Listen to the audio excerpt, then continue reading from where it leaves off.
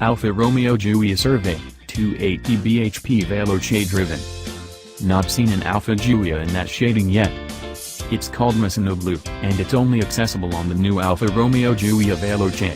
So, it's the second sportiest Giulia on special, sitting between all the accommodating diesels and the huge kit Quadrifoglio. The fundamental details are cost, £38,260 before alternatives, and power, which is 280 bhp from a turbocharged 4-chamber petroleum motor. That measures 2 liters in estimate, making it somewhat greater than the one you'll discover in the Alfa 4C. So what's this an opponent to? Dubious inquiry, as it's situating inside its own range coordinates the Audi S4, BMW 340i or Mercedes-AMG C43, which all gloat 6 chambers.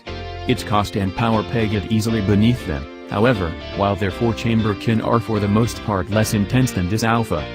Sitting in its own piece of the market is somewhat the Giulia's thing. In any case, this is the auto you pick when you're exhausted of the German reciprocals or essentially put off by their me-too spec sheets and recognizable styling. How is it in actuality? There are a lot of impacts from its angrier Quadrifoglio connection, which thus are impacts from the choice Ferrari 458 specially. There's a starter catch on the wheel, a movable driving dial that enables you to have comfort damping with the dynamic motor tune and huge, settled metal paddle shifters, some of which depends on you specing the close basic £1,950 performance pack. There's no race mode, however, and this auto doesn't bark into existence with an indistinguishable hostility from its twin-turbo V6 kin. With the drivetrain set into its center, ordinary mode, the Veloce mooches along unobtrusively, tranquilly and with little whine. Its 8-speed programmed gearbox is so smooth and consistent when left to its own gadgets, it nearly feels like the single-speed transmission of an electric auto.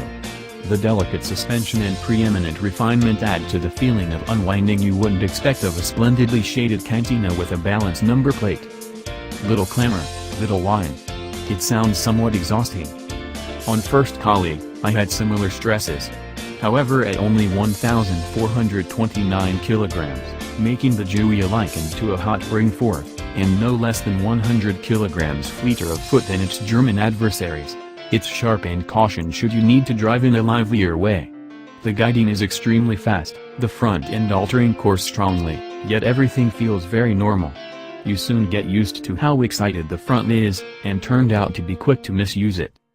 Truth be told, the front turns and holds so immaculately, it's anything but difficult to get on the power very right on time in a corner. In spite of the fact that while there's bunches of down and out torque from the motor, that doesn't mean the determined back hub is anything like as vivacious as the Quadrifoglios.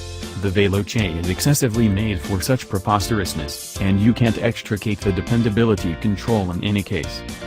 As an auto you drive for no reason except maybe for fun, simply to animate your heartbeat, the Veloce misses the mark. As a super smooth day-by-day sprinter that has a sharp and dexterous case when you would like to drive the long way home, in any case, it's expertly judged. I need to allude back to the ride quality, as it's so great. Anybody reared on S-Line Autos may feel bamboozled by an auto that doesn't transmit each pothole through the seat in HD, however the individuals who truly appreciate driving will love exactly how effectively the Veloce disregards waste street surfaces. Its poise truly separates it from its adversaries. Is it fast? This is a lively auto. Its 5.7 seconds 0 to 62 miles per hour claim feels a touch safe, and it completes a great job of concealing its turbocharging.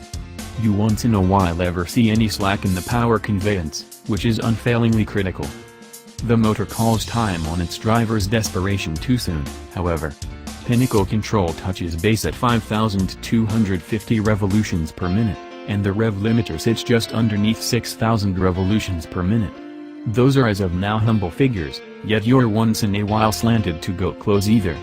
There's fulfillment in batting between the riggings with those stunning metal oars, however do as such absolutely on intuition and you'll be switching up at something starting with a 4.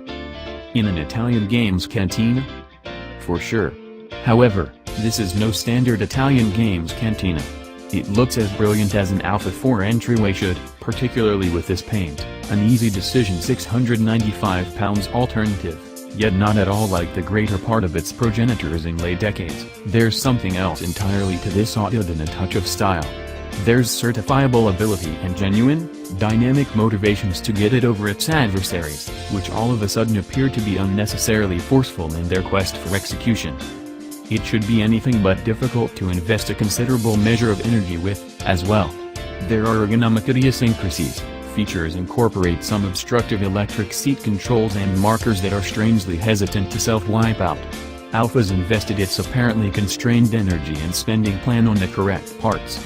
The directing wheel, dashboard format and dials are on the whole delightfully straightforward, the sort of touch that makes driving something rapidly that bit less demanding from the off. So is it a cut-value Giulia Quadrifoglio? Beside the arm-waving silliness of its 503 bhp can, the Veloce is a shockingly loose auto, smooth and calm to the point of appearing to be docile when you first experience it. Its gifts are covered somewhat more profound.